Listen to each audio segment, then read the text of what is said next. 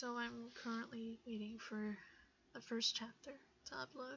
I tried changing the hue of this just to make it a little bit darker, possibly make it more comfortable to see while you're sleeping or just resting.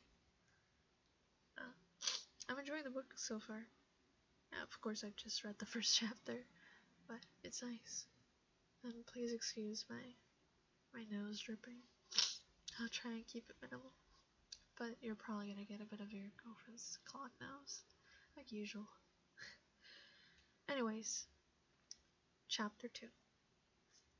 So who was I in the aftermath of my personal tragedy?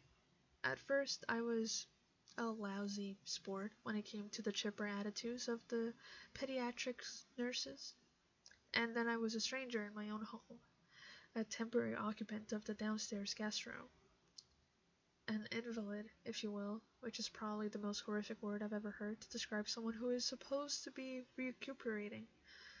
In the context of mathematical proof, if something is considered invalid, it has been demonstrated through irrefutable logic not to exist. Actually, I take it back. The word was fitting for me.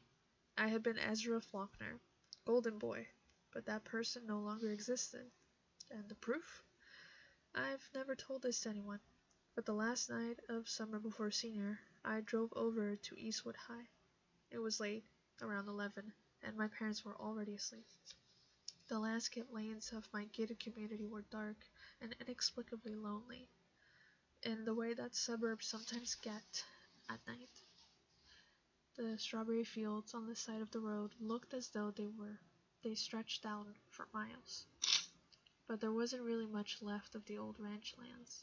Just a small orange grove across from the Chinese strip mall, and the center dividers where the last century's sycamore trees grow in captivity. I don't know why I couldn't say sycamore, but anyways.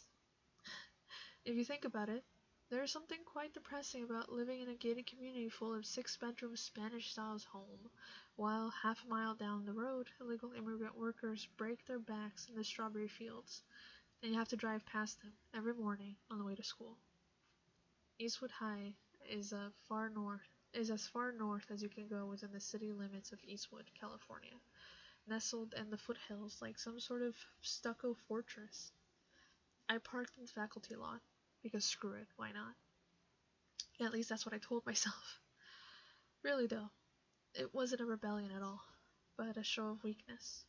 The faculty lot was practically on top of the tennis court. A haze of chlorine drifted over the walls of the swim complex, and the custodial staff had already set up the beach umbrellas on the cafe tables in the upper quad. I could see them silhouetted, tilted at rakish angles. I fitted my keys into the lock of my favorite tennis court and propped the door open with my gear bag. My racket, which I hadn't handled in months, looked the same as I remembered, with black tape coming loose from the grip.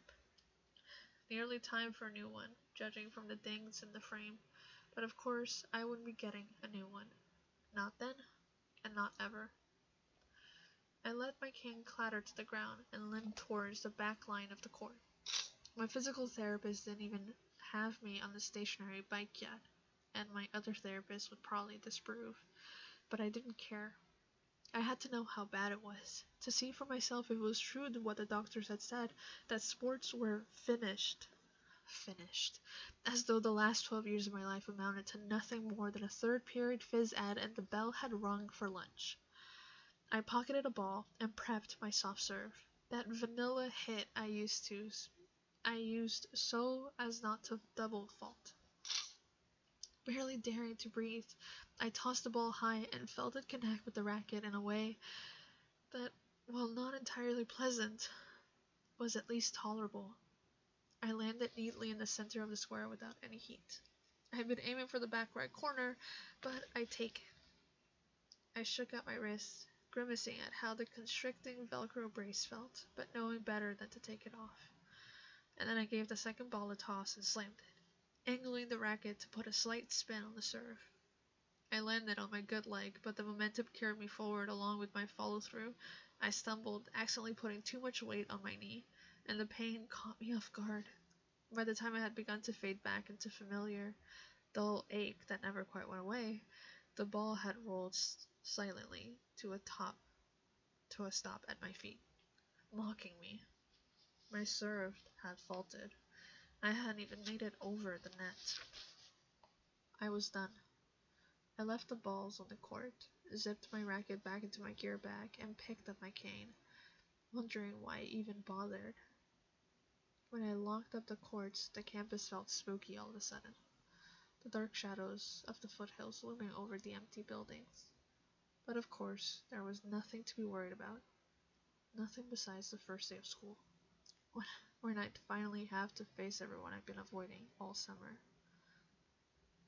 Eastwood High used to be mine, the one place where everyone knew who I was and it felt as though I could do no wrong. And the tennis courts had been playing on varsity since the ninth grade. Back when school was mine, I used to find peace there, between the orderly white lines etched into the forest green rectangles. Tennis was like a video game, one that I'd beat 1,000,000 times, with the pleasure of winning long gone. A game that I'd kept on playing because people expected me to, and I was good at doing what people expected. But not anymore, because no one seemed to expect anything from me anymore. The funny thing about gold is how quickly it can tarnish. That was the end of chapter 2. We'll see how well chapter 1 is uploading, and maybe I'll upload it too.